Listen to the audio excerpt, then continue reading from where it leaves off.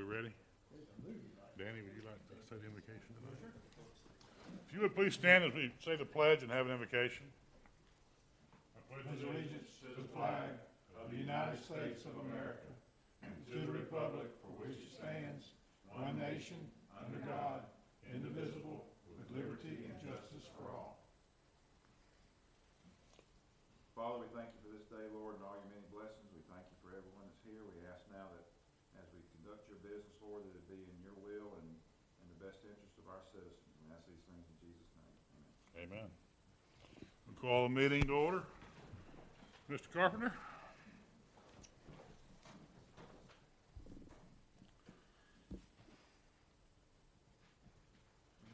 We don't have any, do we have any minutes? Mr. Chairman, I don't think we have minutes for you to approve. Okay. We'll have those at the next meeting. We have two requests for continuance tonight.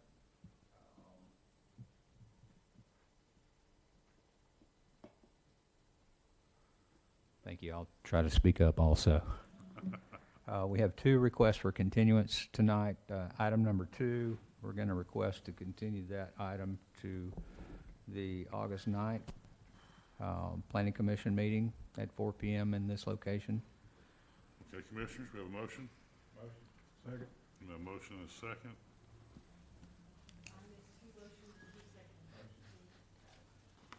All in favor say aye. Aye. Opposed? Motion carries. Thank you. And item number 3, the Hinton Drive abandonment, we have a request to continue to August 9th also. How many times has that been continued? Do you know?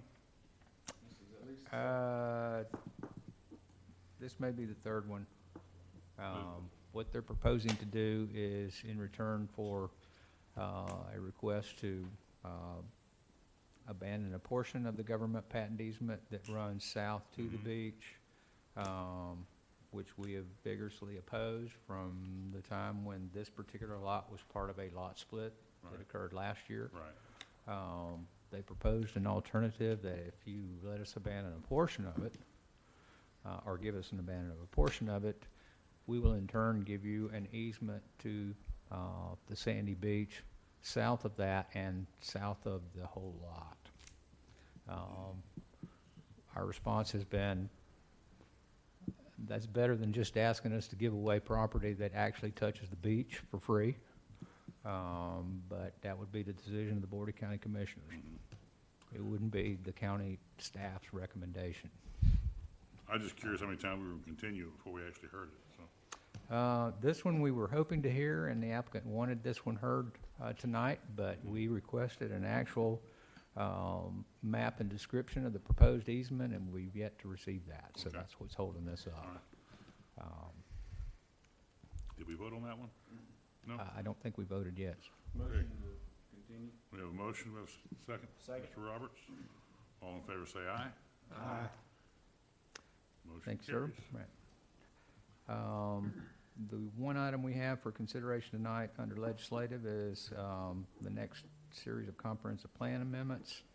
And this is a request to transmit to the state agencies for review for of substantive and technical amendments to the capital improvements element, the intergovernmental coordination element, the public schools facilities element, and the public infrastructure elements of the comprehensive plan. The proposed amendments include the creation of a 5-year schedule of capital improvements, deletion of the public schools element, as that has now become an optional element under state law, and revisions related to consistency with the Tri-County Small Area Study, which is our Eglin Air Force Base compatibility. Other changes include reducing internal inconsistencies, creating consistency with adopted and proposed land development code changes, and to eliminate outdated references. And Kristen is here to further describe this particular amendment. Probably don't need to. Sounds like he just did it.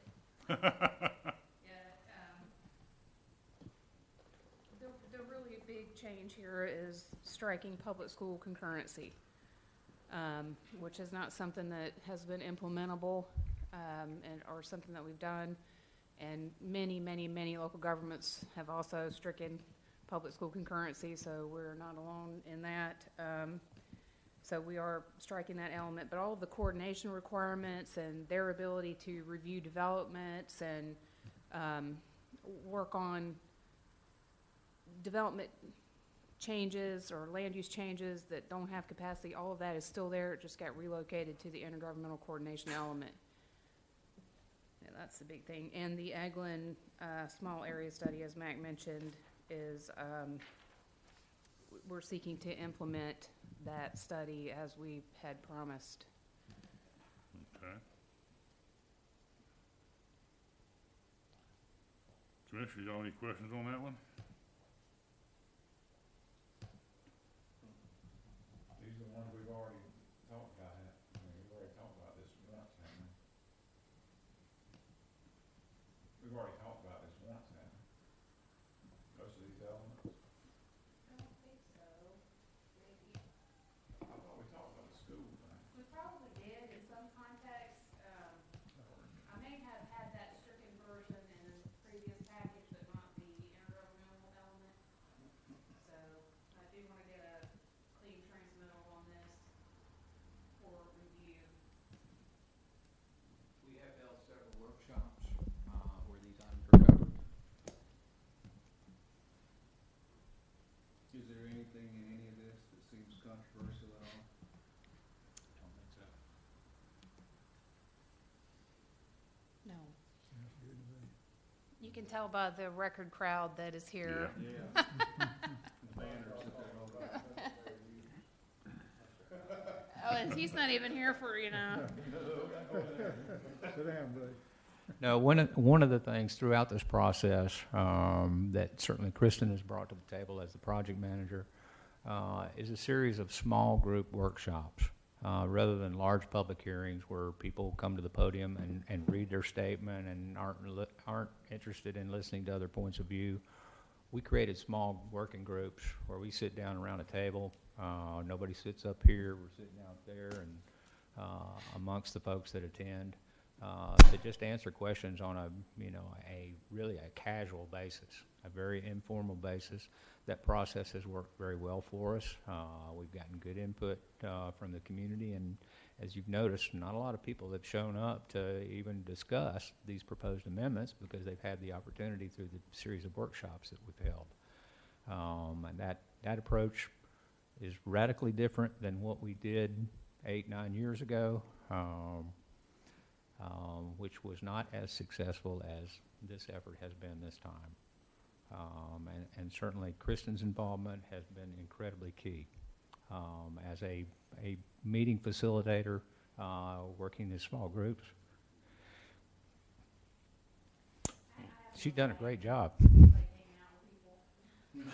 But just to be able to sit down and talk and know that you can come in and talk to your government, without having to stand up at the podium and being on, TV and all of that kind of stuff, allowed people to sort of put down their guard and tell us what they really think. Well, involving people in the actual process. And that's helped people buy into what we're trying to create here with this update to the Comprehensive Plan and Land Development Code. We hope to continue this whole process and everything that we do because it does give people the opportunity to speak to their government and do it in a non-threatening kind of way, and they don't have to yell on their way out of the building or whatever. And nobody has raised their voice at any of these. Now, there have been some very passionate discussions, but they've been intellectual discussions. People have told us what they really think and what they really want. And they've told us what they're not concerned about. And that they've told us about the things that they're happy about. And that is absolutely what we've tried to do throughout this process, so that once we get to this board and to the BCC, these decisions are much easier because we've been able to develop a consensus and provide a document that truly comes out of these workshops and we think is our best effort to put the county in the place it needs to be. I wanted to say something, I'm sorry. I'll go from one meeting to another meeting. I've not had time to get get myself together. The 5-year schedule of capital improvements is very important. Is not included in this. This is a text, but we are going to bring that back. The Public Works is working on that. This is something that I just can't emphasize the importance of enough. So that's going to come back to you.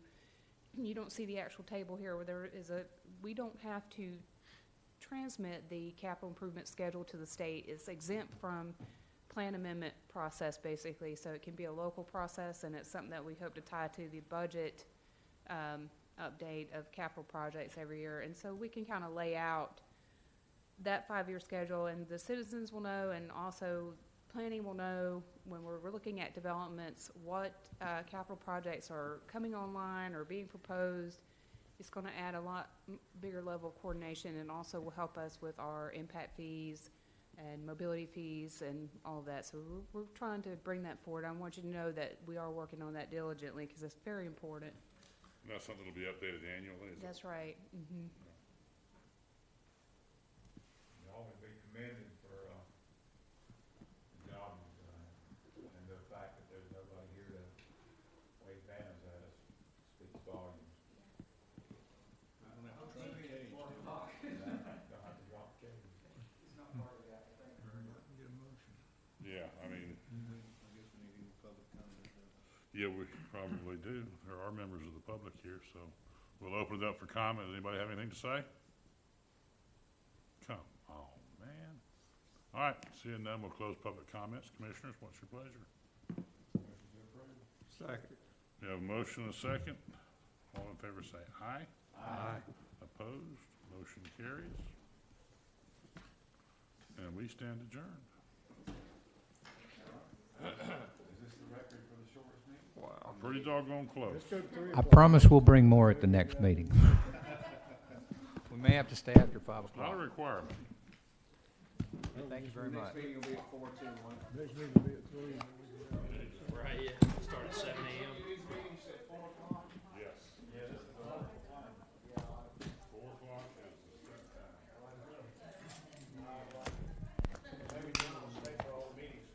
You know, You'll find another reason. if I didn't have that whole ethics problem, I might just. Well, I thought it was a time thing. I didn't think you worried about that. Heather's already had me dismissed from one board. You've already had me dismissed from one board.